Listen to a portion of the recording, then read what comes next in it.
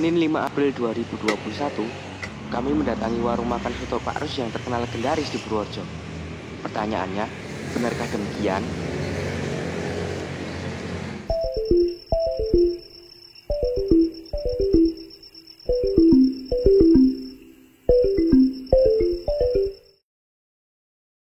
Oke teman-teman, hari ini kita mau mencoba soto Pak Rus. Nah, ini sotonya paling legendaris di Purworejo. Ini tempatnya di sebelah timur stasiun Purworejo ya. Oke, daripada lama-lama, langsung kita cobain aja. Ini di sini ada ya seperti soto biasa sih, tapi ada tambahan daging sapinya. Terus ya sama nasi, toge, ya pasti ada kuahnya juga. Bismillahirrahmanirrahim.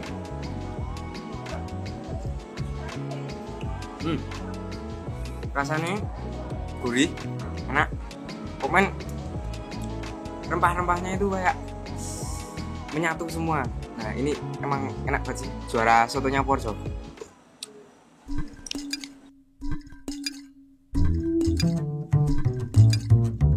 Untuk harga satu porsi soto Pak Rus ini dibanderol dengan harga Rp14.000. Murah, pasti, tapi gak murahan untuk semangkuk soto legendaris.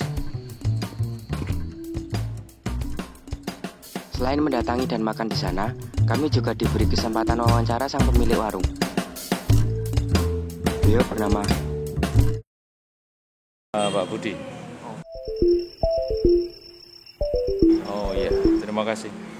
Mungkin saya bisa memberikan garis besarnya aja secara singkat saja, soalnya kalau kita ceritakan panjang banget itu nanti. Jadi awalnya dulu sekitar tahun 5758 pada saat orang tua saya pulang dari Bandung karena mencari pekerjaan di sana tidak ada lowongan pekerjaan. Kemudian pulang ke Purworejo, awalnya membantu orang tuanya atau mbah saya yang berjualan juga di dekat stasiun kereta, jualan makanan kecil, minuman ya. Kalau mbah saya kebetulan dulu karyawan PT KAI dulu juga, tapi dari 3 zaman, dari mulai zaman Belanda, Jepang sampai dengan masuk ke Republik. Kebetulan menjelang tahun 60 itu yang biasa menempati di kantin stasiun itu mengundurkan diri.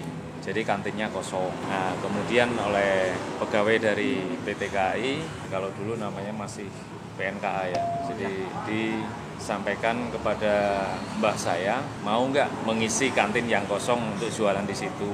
Awalnya mbah saya ragu karena mau jualan apa, hanya jualan gorengan, makanan kecil sama minuman saja. Tapi kemudian ayah saya memantapkan kepada mbah saya atau ibunya, diterima saja. Terima, kemudian mulailah ayah saya sama ibu saya membuka usaha di stasiun kereta waktu itu, gorengan sama nasi rames. Kemudian seiring berkembangnya waktu muncul satu ide lagi, gimana ya kalau orang makan nasi rames kan lama ya, satu porsi ya lama, karena apalagi nanti kereta sudah mau jam berangkat lah. Kemudian apa sih yang bisa dimakan cepat, cukup untuk mengisi perut, tidak terlalu mengenyangkan tetapi nyaman, bisa dikonsumsi. Akhirnya ibu saya membuat resep soto dengan ciri khas mangkok yang kalau dulu menyebutnya mangkok Cina ya, karena memang kecil seperti itu.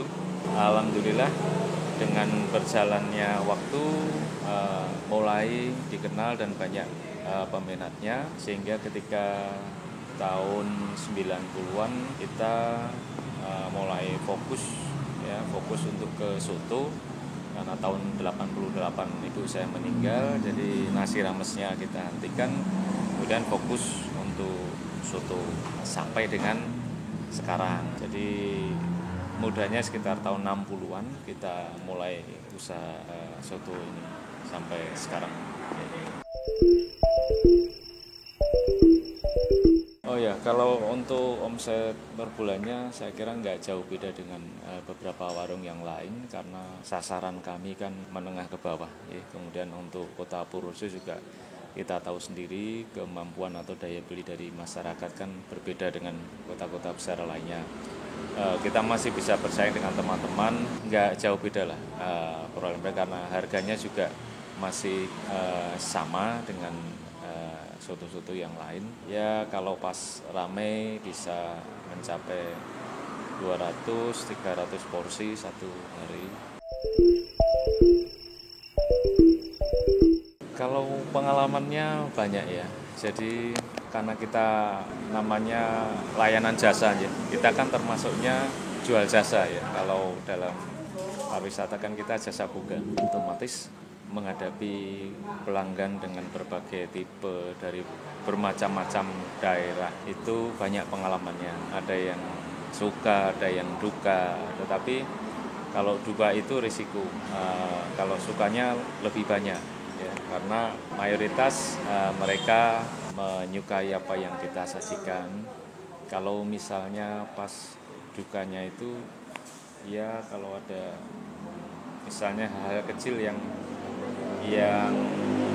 mungkin bagi kami itu berpengaruh sekali. Misalnya kami karena terlalu ramai sampai kami lupa memberikan layanan, misalnya ada minumnya yang kurang atau apa. Nah, hal seperti itu menjadikan pengalaman yang duka bagi kami gitu, karena walaupun kecil tapi itu satu kekurangan yang harus kami perbaiki di masa-masa selanjutnya.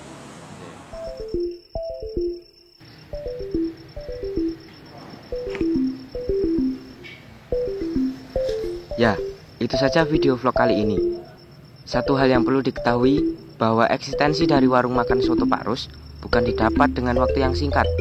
Butuh waktu, konsistensi, dan juga kerja keras dalam prosesnya. Sehingga pantas saja bahwa warung makan soto Pak Rus dijuluki warung makan legendaris di Kota Purworejo.